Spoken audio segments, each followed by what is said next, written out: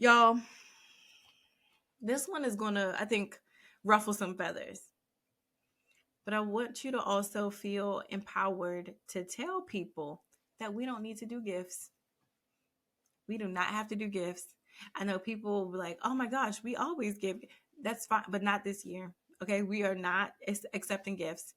And if somebody breaks that rule and they give you a gift, then you are not obligated to give them a gift back. I hope this is freeing somebody today, okay? Because I don't want us to go into financial stress, more debt.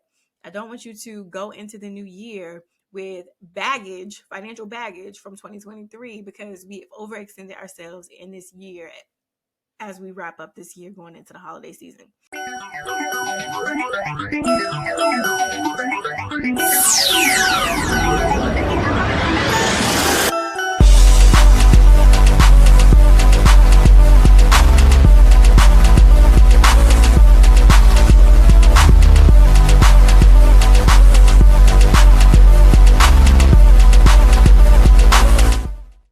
Hello, and welcome back to another episode of Grow Beyond the Budget. I am excited for you to be here. I say this, I think, every episode that I am excited to talk about this topic today. But October, which is when this podcast episode is airing, is Financial Planning Month, which for me is combining two of my favorite things. I love talking about money. But I also love to dream and to plan and to have visions about what I want to happen in the future. And so putting those two things together is my favorite time of the year. Okay, so I wanted to, in this episode, talk about what financial planning actually means. And then also, because it is in October, we're gearing up to wrap up the current year. Right now it's 2023. We're getting ready to wrap up 2023. Okay, clearly she had somewhere to be. Okay, because this year has flown by. And to get ready to set ourselves up for success going into the new year. So let's quickly talk about what a financial plan is. A couple episodes ago, I talked about your budget being your bestie and your budget being a plan for your money. Now, while this is very, very true, this is a plan on how you plan or manage your money, your day-to-day expenses. Your financial plan is a holistic approach to your finances. So it includes your budget, but it's not just your budget. So your financial plan will also include things like your taxes, your insurance, your credit, your investments and assets, your net worth, your estate plan, your health directives, all of these different things are included in your financial plan. Okay. So anything that your finances touch is part of your financial plan. Now, some of you might hear that and be like, okay, girl, I'm not qualified. I am not capable of creating a financial plan. And I want to empower and reassure you that you are absolutely qualified to make a financial plan for yourself because it's your life, it's your finances, and nobody really understands the things that you want, the things that you desire, and the vision that you have for your life and your finances better than you. So you are more than capable of creating a financial plan. There are pieces and parts that you will need some assistance with, especially if you want to make sure these things are done correctly and maximize all of the benefits and making sure that you're making the best decisions for your finances. But when you go into having conversations with any sort of financial professional, you want to make sure that you understand this foundation of what you want your finances to be. So financial planning is very important. Just to break that down just a little bit further, I want you to think about your finances again holistically, overall, what you want your finances to look like, but really even breaking that down into three different parts. Okay. What do you want your financial plan to be when it comes to you? Because, like so many other things, we need to put your oxygen mask on first before we take care of anybody else. So, making sure that you understand, everything about your life and what you want from your finances, from your income, and how much money you want to make and how you want to make that money. Do you want passive income? Do you want to have active income? I personally love what I do. I can see myself doing this for a very, very, very long time. And so the idea of retiring early isn't necessarily a priority for me because I really enjoy my work. Whereas you might be one of those person who are into the FIRE movement, which is the financially independent retire early community. And you're like, listen, I've done my duty. Working is trash. I'm out. And so your financial plan will look differently because you need to make sure that you're investing more intentionally and aggressively so that you can have the assets to be able to become work optional. Right. So thinking about for everything from your income to, what are your goals with your finances? Do you want to purchase a house? Do you want to renovate your house? Do you want to, when do you want to retire? How much money do you need to retire? Thinking about like the different types of insurance and making sure that all of your assets and everything are covered and protected. There's so many pieces that we need to kind of focus on when it comes to your finances. And with some coaching, with some, thought, and with some, the right questions, it's easy for you to start pulling out what these things that you want actually are. But first, we got to make sure that you're good. You have to take care of you first, sis. Again, we hear it all the time. Put your oxygen mask on first. And this absolutely applies to your finances too. Make sure that you think about you first.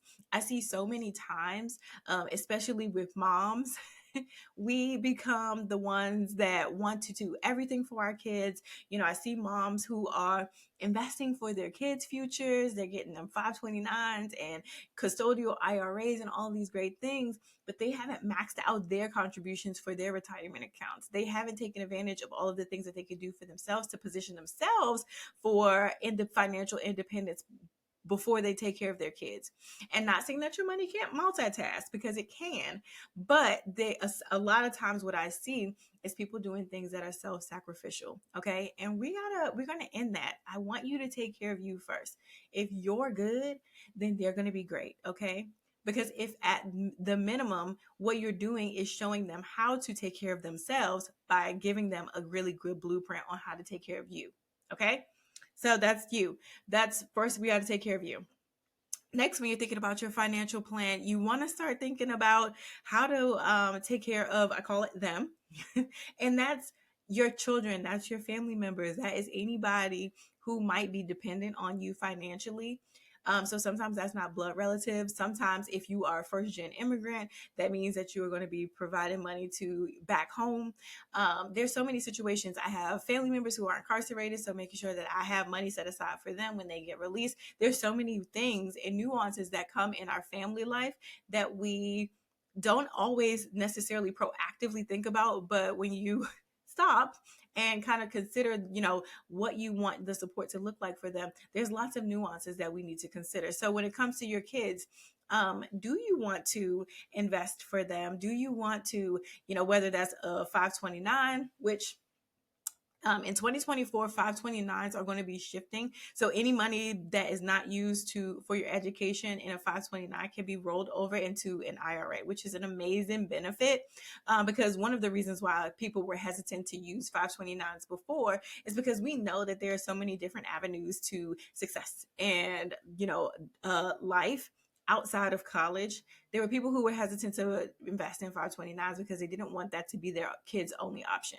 But now with this new amendment to the 529s, it makes it a really great option for just about everybody. But do you want to help them to pay for their education? Do you want to invest in a custodial IRA? Do you want to get an UTMA or an UGMA?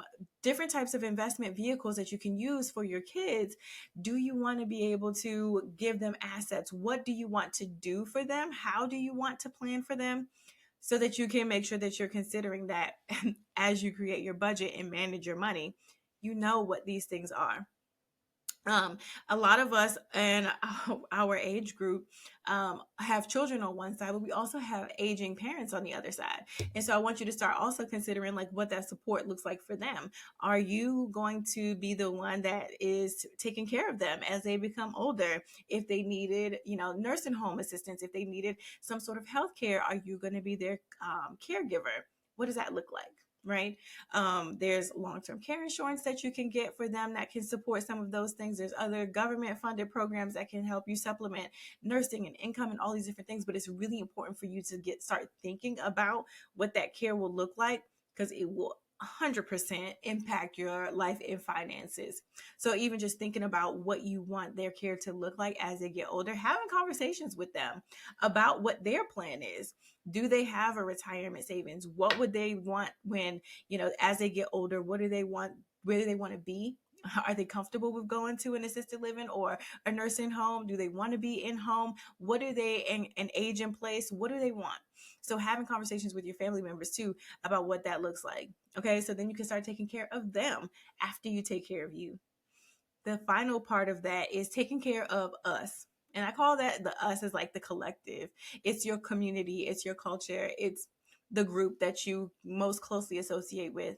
And a lot of times for people, that means either donating or contributing to charitable organizations. That means maybe starting a foundation or charity that you want to fund and create and build up to give back.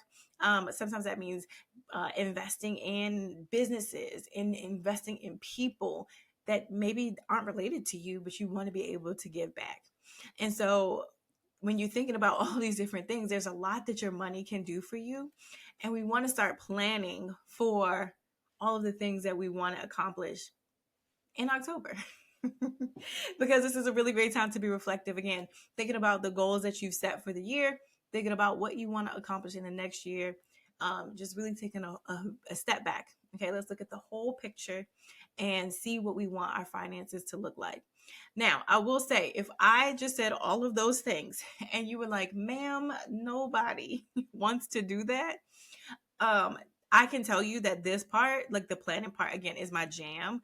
I absolutely love to kind of dig and probe and ask the right questions to help people really start to think about what they want their lives and their futures to look like. So I will tell you a quick story. So when I went to hire my first financial advisor, because I was like, okay, that's where you start. And this is a podcast episode that I need to create, is the differences between financial coaches and advisors. That's coming. But a financial coach is different from a financial advisor. But when I went to go to a financial advisor, the first person that I went to, I was like, okay, he's going to help me figure out all of the things that I need to do with my money. The first question he asked me is first of all, he came in like a couple minutes late. He was real smug. He was like, definitely like a Wall Street bro, very arrogant. He came in, he asked me if I had $50,000 in assets, which at the time I did not. I had like $11,000 that I was rolling over from an old 401k. I was super proud of that money and I want that money to grow. And he was like, okay, we'll come back when you got it. You're like $39,000 or $29,000 short of what we need. No, I had it right. $39,000 short of what we need. The money girl, not doing good with math. And so that was a very interesting conversation. But then the next financial advisor that we went to, he was great. He asked me a lot of questions. Fortunately, there were some things that I knew the answer to, but there were some things that I just kind of made up on the fly. And so if you go into any of these sort of conversations with a financial advisor or financial planner, and you have this foundational information of what you want your life and your finances to look like for you, for them, and for us, then they're able to create a strategy that is really going to support the life that you want and the goals that you have, the vision that you have. And it makes it harder for you to get hoodwinked and talked into some stuff that you don't want or need, because you already have an idea of what you want to do and what you don't want to do. Okay. So I hope that was all helpful. If you don't want to do this on your own, again, I love planning. This is my jam. Book a session with me so that we can, again, talk about it, create your strategy for your investments, your insurance, and things like that. I am not licensed to be able to maneuver those things, but I can help you, point you in the right direction of those professionals, and I will give you all of the scripts and language that you can use when you are interviewing those professionals, so that you make sure that you get the right person and you're not getting got in these conversations. Okay. And so that's what financial planning is, and I absolutely love this time of year.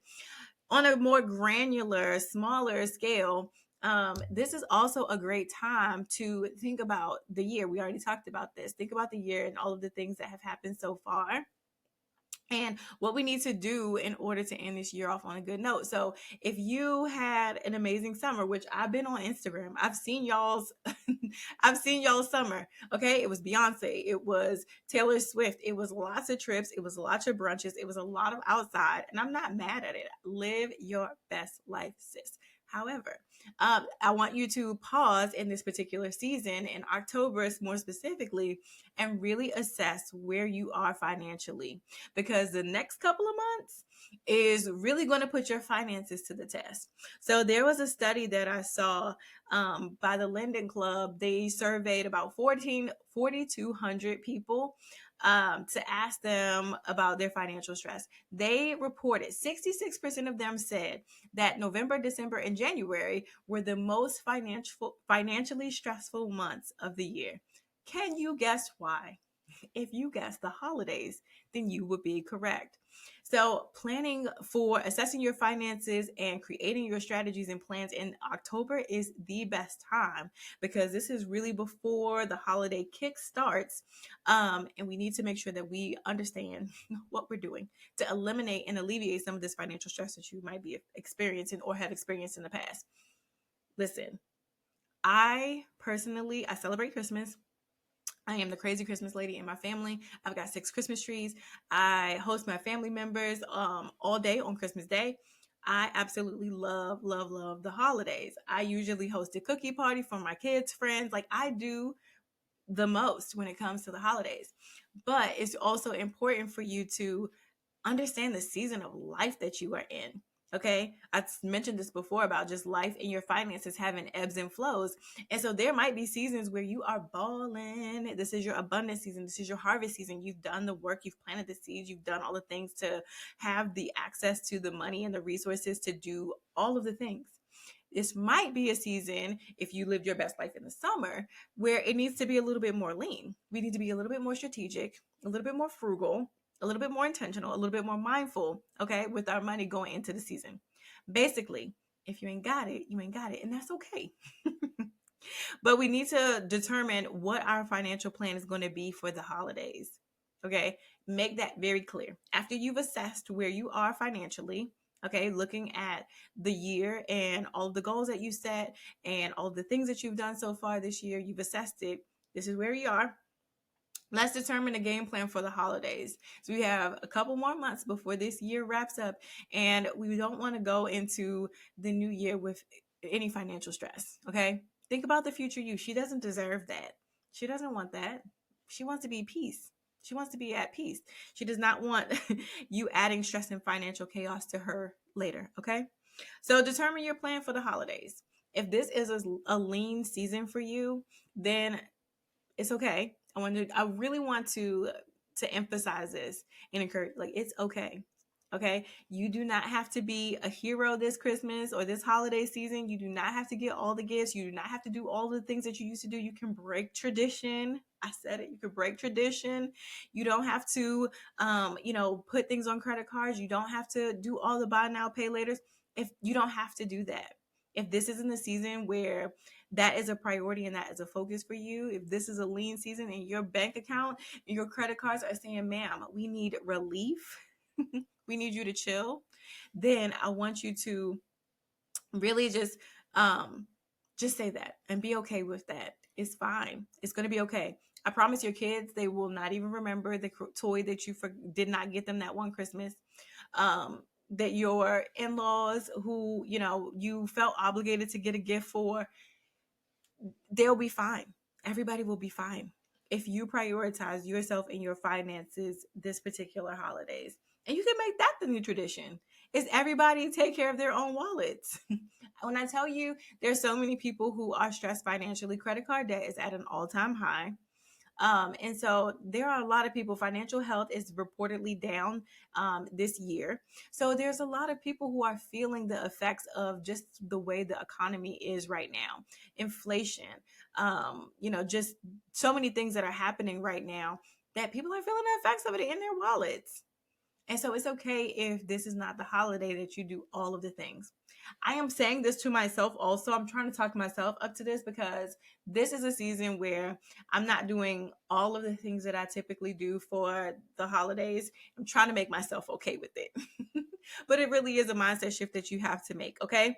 So, before we move on, I wanted to give you just a couple little things that you can do to shift your plan for the holidays if this is a lean season and we need to say your wallet is saying, ma'am, I need a break.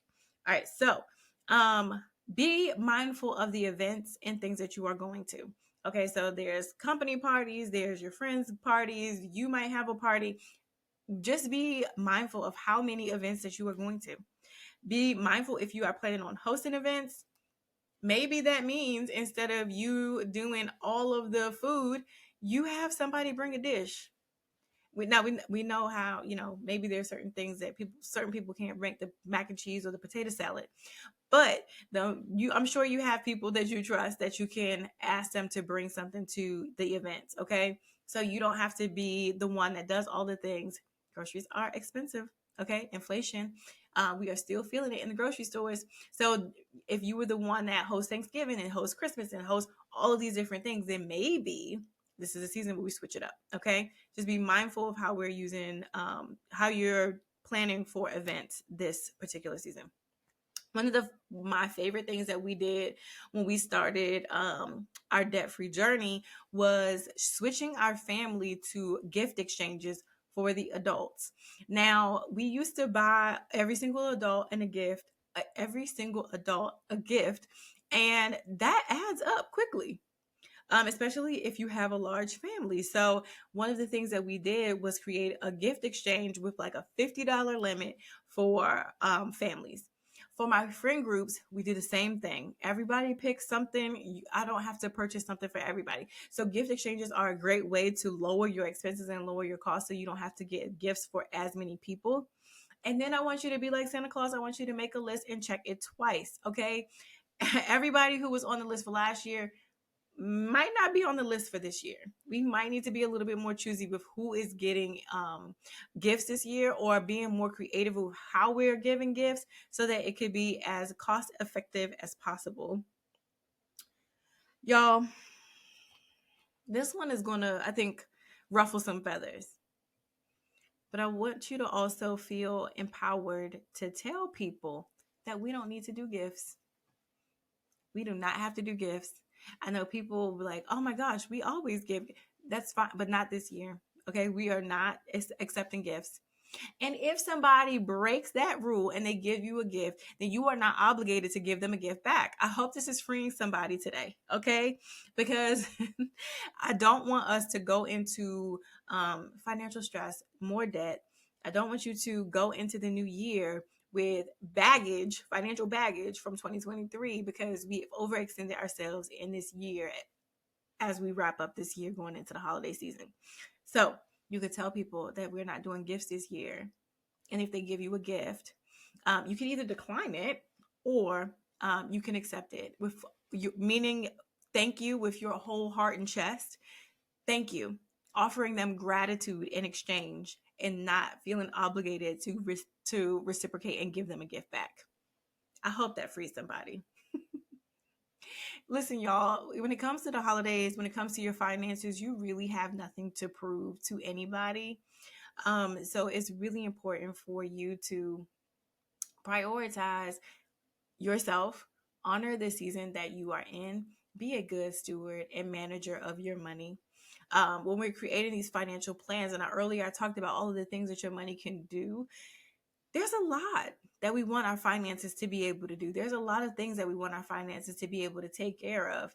And so the more intentional and mindful we can be with our money on a day-to-day basis, the easier it is for our money to multitask, to extend to all of the things that we want. So I am going to keep this episode short and sweet. In this show notes for this episode, I am going to link the Grow framework resource that is a really good tool to help you with your financial plan. So the Grow Framework is a signature framework that I take clients through. It helps you with your goal setting, again, thinking holistically about what you want out of your life and your money, bringing awareness and recognition to where you are currently. We talked about that, assessing your finances and where you are, and then creating your outline. What are the very next steps that you need to do in order to bridge that gap from where you are now to where you want to be? And then lastly, what do we need to do to get to work? Okay, because making a plan is great, but if you're not going to actually implement it and do the work, then it's not great. And so I hope that this episode was helpful for you. I'm going to come back in later this month and talk more about financial planning and your money management. I want to encourage you to subscribe, please, to the podcast on whatever streaming platform that you are listening to it on. Also, leave us a review. Let me know how you're enjoying the podcast so far. Sharing is caring, so share it with a friend. And just give me some feedback and let me know how you're liking it. If there's anything that you want to talk about, if you have any questions, reach out to me on Instagram at The Lotus Legacy, Facebook, Lotus Legacy. It's really me. I'll talk to you. If you, again, were listening to anything that I said in this podcast and were like, ma'am, I'm not about to do that, then I want to also invite you to come and schedule a strategy session with me. You can do that by clicking the link in the show notes to book a consultation. We'll chat. We'll get you all squared away when it comes to all things financial planning and creating your money management system. So until next time, keep growing.